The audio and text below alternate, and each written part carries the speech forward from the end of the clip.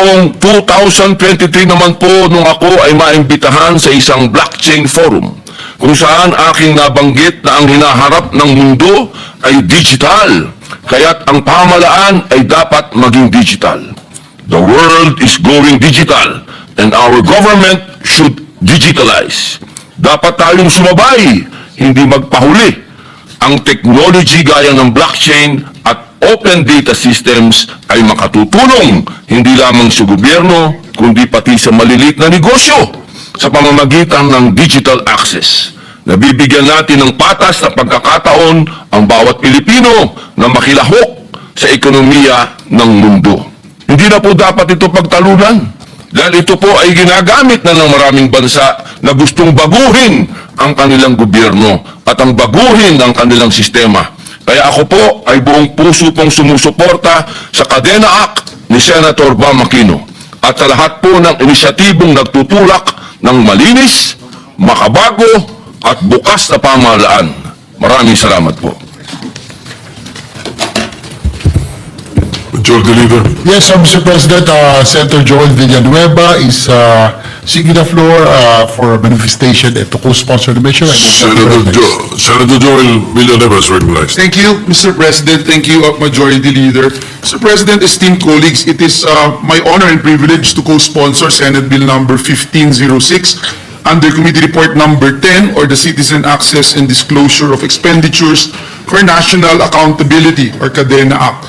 We thank our distinguished colleague, our friend, brother, sponsor, the hardworking chairperson of the Committee on Science and Technology, Senator Aquino, for this landmark piece of legislation, which is a bold step, Mr. President, towards ensuring transparency, accountability, and public participation in the management of our nation's resources. Bilang isa sa mga co-author ng panukalang batas na ito, Mr. President, masasabi po natin that for too long, the processes surrounding our national budget have been shrouded in complexity, making it difficult for ordinary citizens to understand how public funds are allocated, how public funds are spent and managed. The Kadena Act addresses this by establishing a digital budget portal that will make government transactions accessible, traceable, and tamper-resistant. It will empower our citizens to scrutinize every peso spent, fostering trust in public institutions and deterring corruption. This bill is not just about technology, Mr. President. It's about transforming governance. By leveraging cutting-edge tools like distributed ledger technology and open-source systems, Kadena will ensure data integrity, interoperability, and security. It will provide real-time access to budget data, link disbursements to outcomes, and create channels for citizen feedback, making governance truly participatory. Moreover, Mr. President, the Kadena Act is a commitment to the Filipino people, a promise that their hard-earned taxes will be managed with honesty and integrity. It is a declaration that public funds belong to the people and must be used for their benefit, not for personal gain or corruption. Ginoong Pangulo, tayo na po ang magbukas ng daan tungo sa isang pamahalaang mas tapat, mas responsable, at mas inklusibo. Sama-sama po nating itaguyod ang isang kinabukasan kung saan ang bawat Pilipino ay may kapangyarihang managot ang kanilang mga pinuno at masiguro na ang yaman ng taong bayan ay ginagamit upang itaas ang antas ng pamumuhay at magpatatag ng isang mas matibay na bansa. Higit po sa lahat, Ginoong Pangulo, tayo'y natutuwa dito sa panukalang batas na ito sapagkat ito po rin magiging armas. Magiging armas po ito ng mga inosente na ginagamit o minsan ay ginagamit ng mga sindikato sa kanilang mga illegal na operasyon. Again, we wish to thank our good colleague, Senator Aquino, for allowing us to co-sponsor the measure, and we look forward to its immediate passage. Maraming salamat po, Ginoong Pangulo, at pagpalain tayong lahat ng ating Panginoong Diyos. Majority Leader. Yes, Mr. President, Senators Go, Pangilinan, this representation would like to be made co-sponsor. Request that our co-sponsor speeches on Senate Bill number 1506 or that the Kadena Act be inserted to the records. Mr. Yes, it will be inserted into the records.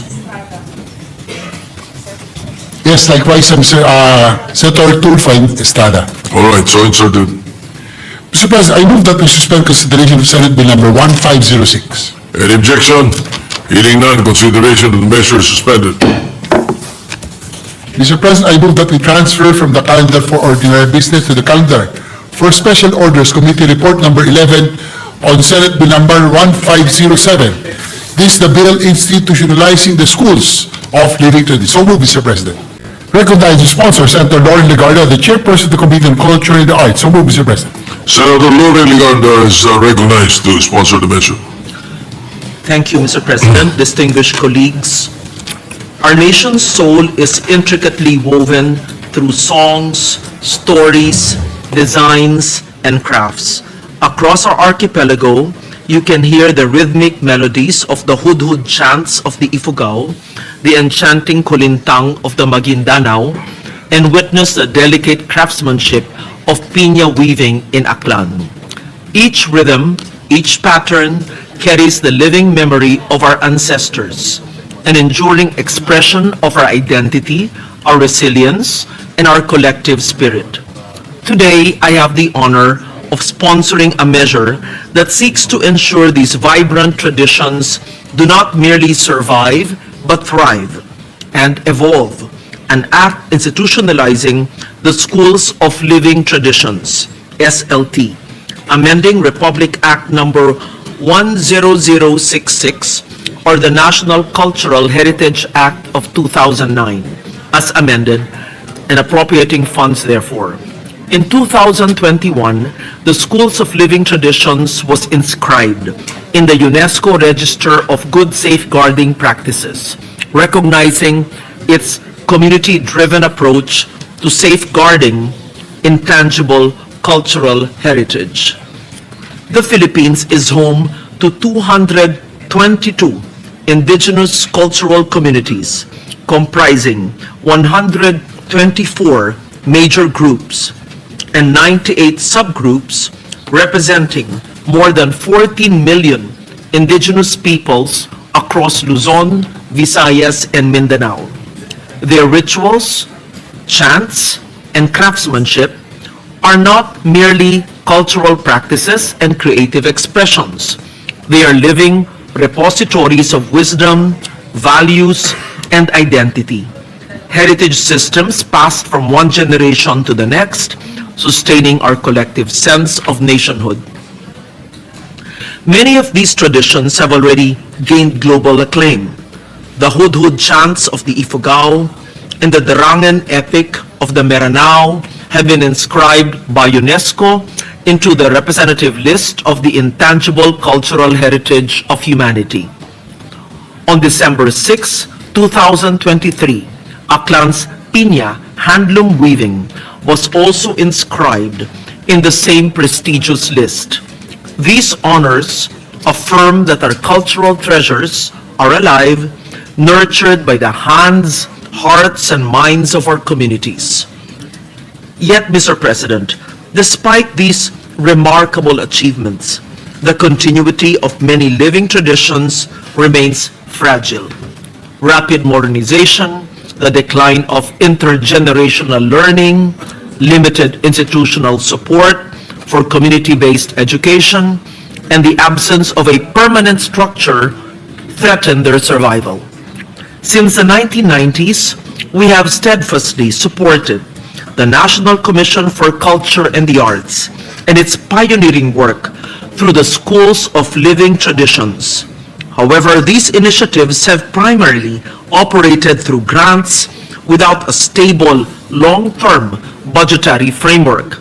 This bill seeks to fill that critical gap.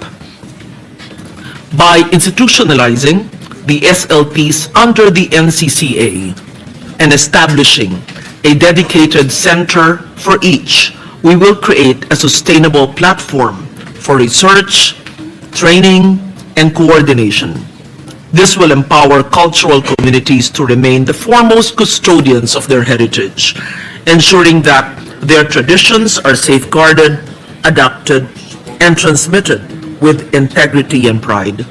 This measure recognizes that our living traditions are not only cultural measures, but also sources of livelihood and innovation.